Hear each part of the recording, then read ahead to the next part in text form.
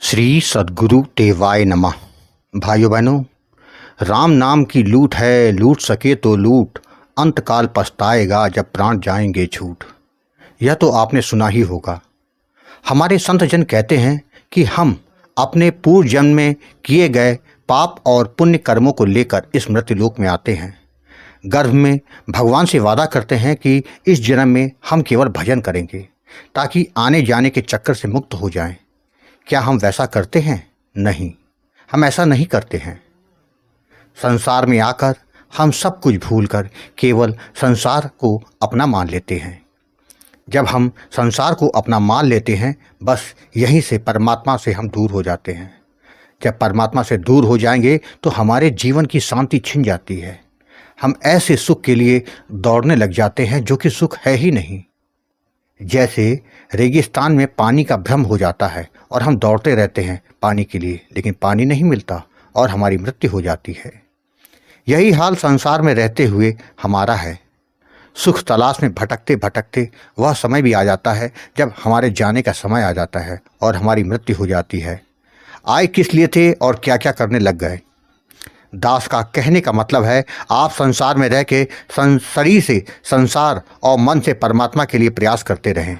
इससे लोक और परलोक दोनों ही संवर जाएगा, आपका कल्याण हो जाएगा।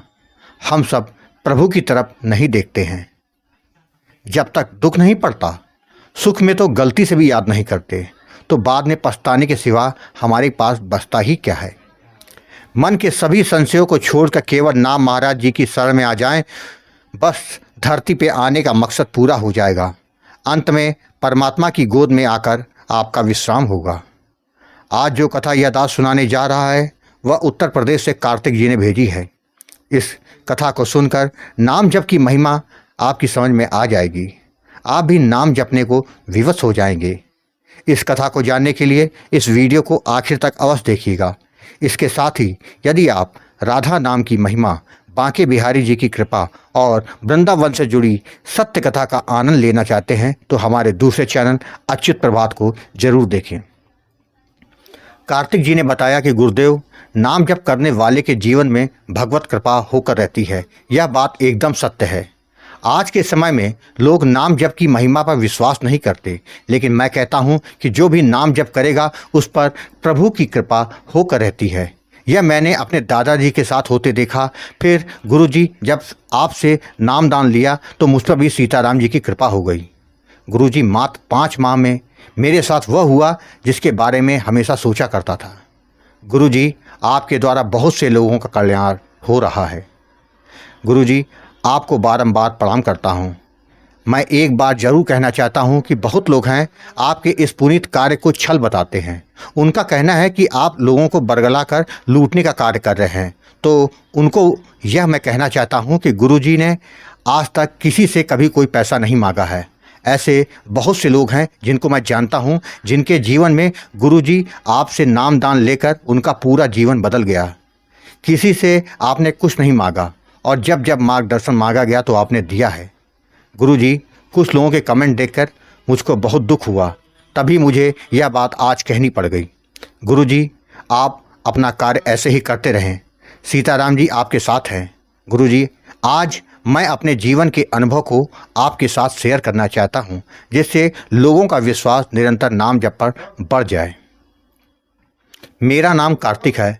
मैं उत्तर प्रदेश का रहने वाला हूं। मेरी उम्र इस वक्त 42-43 वर्ष के आसपास है। मैं एक सरकारी कर्मचारी हूँ।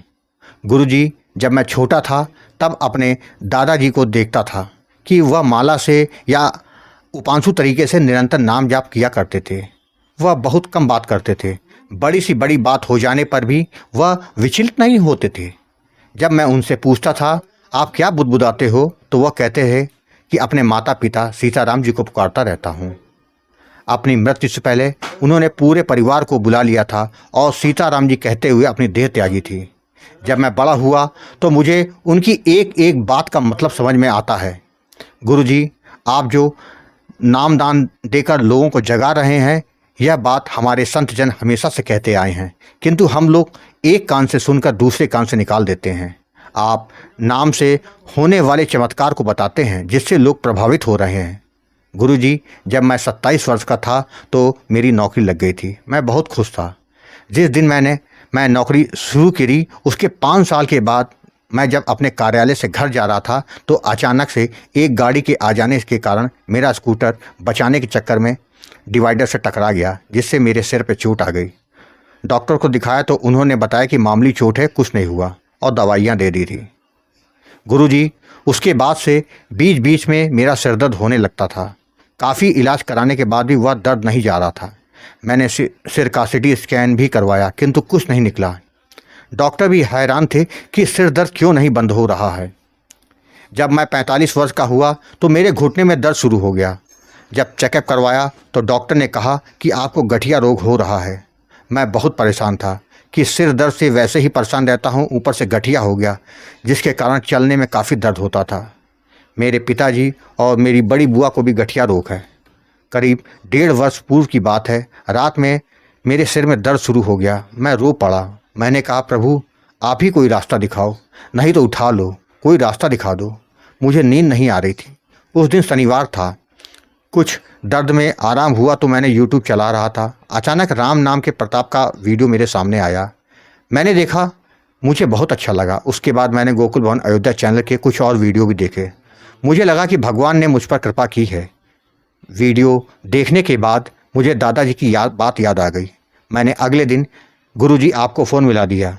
आपसे जब बात हुई तो आपने मुझे बहुत समझाया कि नाम जप क्या है, जिसके बाद आपने सीताराम नाम का दान दिया और विधि के साथ सावधानियों के बारे में बताया। मैं उसी दिन से नाम जप करना शुरू कर दिया। शुरू में तो मन नहीं लग रहा था, किंतु नाम जप करते करते मन लगने लगा। करीब 2 माह के बाद मुझे दिव्य दर्शन होने शुरू हो गए। मुझको बड़ा आनंद आता था। गुरुजी, 4 माह के बाद मेरे सर दर्द अपने आप बंद हो गया। उसके कुछ समय के बाद मेरा गठिया का भी दर्द समाप्त हो गया और बिना किसी दर्द के मैं चलने फिरने लगा। गुरुजी, आज मैं पूरी तरह से स्वस्थ हूँ। जब डॉक्टर फेल हो गए तब नाम महाराज ने मुझे आराम दिला दिया। गुरुजी, अब समझ में आ गया कि दादाजी क्यों निरंतर नाम जप किया करते थे। वह निरंतर नाम जप करते करते प्रभु के धाम चले गए। गुरुजी, मैंने सोच लिया कि मैं भी अब निरंतर नाम जप करता रहूँगा। गुरुजी, आप जो कार्य कर रहे हैं उसके लिए आपको साधुवाद करता हूँ। जो सनातन विरोधी होंगे वही केवल आपका विरोध करेंगे। आप हम लोगों का यूं ही मार्गदर्शन करते रहिएगा। आपको बारंबार प्रणाम है जो निस्वार्थ भाव से आप लोगों की सेवा कर रहे हैं। जय जय सीताराम। भाइयों बहनों, आपने देखा कि केवल नाम महाराज की शरण में आने की देरी है, फिर सब कुछ वह संभाल लेते हैं। एक बार निष्ठा और भाव से जब तो शुरू करिए, कल्याण होगा यह विश्वास रखिए। आपको कथा अच्छी लगी हो तो कमेंट में जय श्री राम लिखना मत भूलिएगा, जिससे दास का मनोबल लगातार बढ़ता रहे और अच्छे प्रेरणादायक वीडियो आपको प्रस्तुत करता रहूं। आपसे निवेदन है, अगर आपके पास भी राम नाम का अनुभव हो तो उसको मेरे ईमेल या व्हाट्सएप पे भेज सकते हैं, जिस पर वीडियो बनाकर अपने चैनल में अवश्य प्रस्तुत करूंगा। ईमेल का पता, व्हाट्सएप नंबर वीडियो के डिस्क्रिप्शन में दिए हुए हैं। जय जय सीताराम।